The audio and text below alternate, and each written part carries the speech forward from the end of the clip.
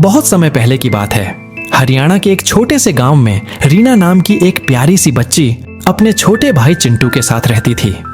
रीना 10 साल की थी और चिंटू सिर्फ 5 का। दोनों के माता पिता किसान थे और घर पर ज्यादा समय नहीं बिता पाते थे, लेकिन रीना माँ की तरह चिंटू की देखभाल करती थी। चिंटू जल्दी खाना खा लो वरना स्कूल के लिए देर हो जाएगी। पहले तू राखी बांध, रक्षाबंधन है ना आज, भूल गई क्या बहना? अरे पगले, राखी तो पूजा के बाद बांधूंगी ना, पहले स्कूल चलते हैं फिर आकर राखी बांधूंगी। एक रात गांव में भारी बारिश और तूफान आया।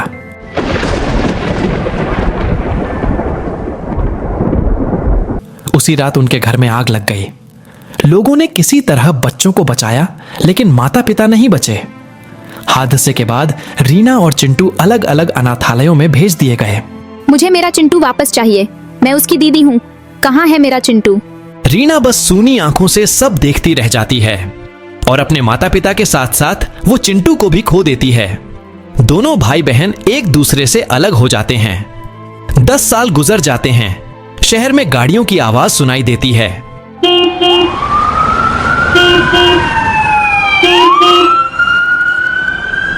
समय बीत गया। रीना अब 20 साल की हो चुकी थी। वह एक कॉलेज में पढ़ रही थी और एक छोटी सी नौकरी करके अपना खर्चा खुद उठाती थी, लेकिन उसे हर रक्षाबंधन पर चिंटू की बहुत याद आती थी। रीना अपने छोटे से कमरे में एक राखी हाथ में लेकर बैठी है। पता नहीं मेरा चिंटू अब कहाँ होगा।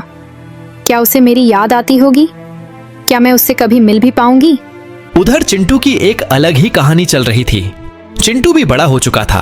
अब उसका नाम बदलकर चिराग रखा गया था। उसे अनाथालय से एक स्कूल वाले परिवार ने गोद लिया था, जो उसे बहुत प्यार करते थे, लेकिन उसे अपनी बहन की कुछ कुछ धुंधली यादें थीं। एक राखी, एक छोटी वाली दीदी और आम का पेड़।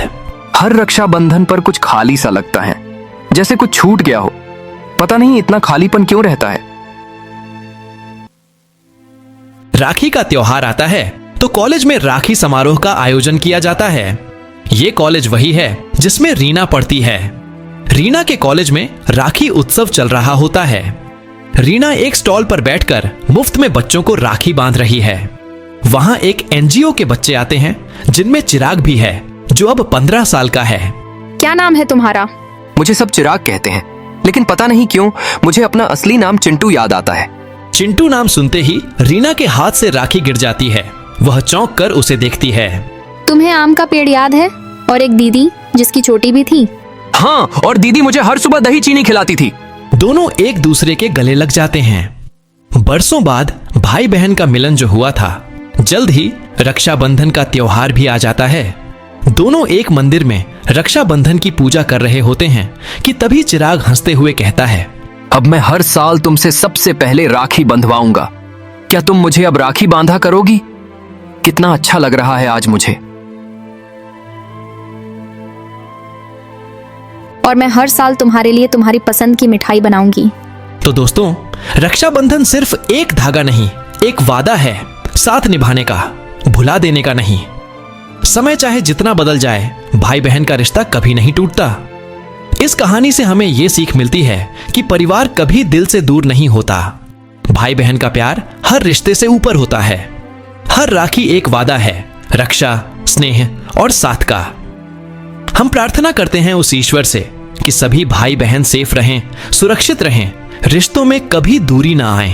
तो आपको कैसी लगी ये कहानी? अपनी राय हमें कमेंट कर जरूर बताएं। साथ ही इस वीडियो को ज्यादा से ज्यादा शेयर करें और बने रहिए आपके अपने चैनल चटपटी कहानियां के साथ। नमस्कार।